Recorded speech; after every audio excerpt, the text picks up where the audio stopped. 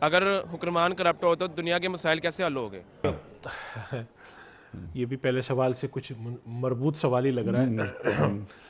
انیق صاحب دیکھیے، اللہ تعالیٰ نے انسان کو طاقت اور دولت دو چیزیں دے کر آزمایا ہے۔ جتنے بھی حکمراں ہیں، نبی کریم صلی اللہ علیہ وسلم نے جو قیامت کے دن اللہ تعالیٰ لوگوں کا حساب کتاب کریں گے، تو ایک حدیث آپ نے ارشاد فرمائی ہے کہ قیامت کے دن جو ہولناکی ہوگی اور ایک عجیب افراتفری کا عالم ہوگا حساب سے پہلے، تو 7 قسم کے لوگوں کے بارے میں اللہ کے نبی صلی اللہ علیہ وسلم فرماتے ہیں کہ وہ اس دن بھی، ایسے خطرناک دن بھی، اللہ کے عرش کے سائے کے تلے ہوں گے اور محفوظ ہوں گے۔ ان میں سے ایک آدمی کا اللہ، آپ کے نبی فرماتے ہیں، جو بادشاہ ہو عادل، عدل کرنے والا۔ علماء نے لکھا ہے کہ یہاں پر یہ نہیں فرمایا گیا کہ ایک نیک بادشاہ ہو، نمازی بادشاہ ہو، تہجد گزار بادشاہ ہو۔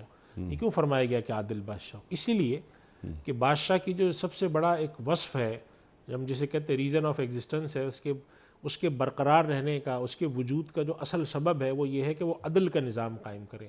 اگر ایک بادشاہ، ایک حکمراں عدل قائم نہیں کر پاتا، اور عدل سے مراد ہے انصاف کے تقاضوں کو ہر طرح پورا کرنا، وہ اگر آنے کے بعد بدعنوانی کرتا ہے، ناانصافی کرتا ہے، بد انتظامی کرتا ہے، تو قیامت کے دن اس کا محاسبہ ہے۔ اور وہ انیق صاحب معمولی محاسبہ نہیں ہے۔ اللہ تعالیٰ یہاں پر جتنی طاقت اور جتنا اختیار دیتا ہے، جتنی طاقت اور جتنے وسائل دیتا ہے، اس کے لحاظ سے پھر وہاں پہ بھی محاسبہ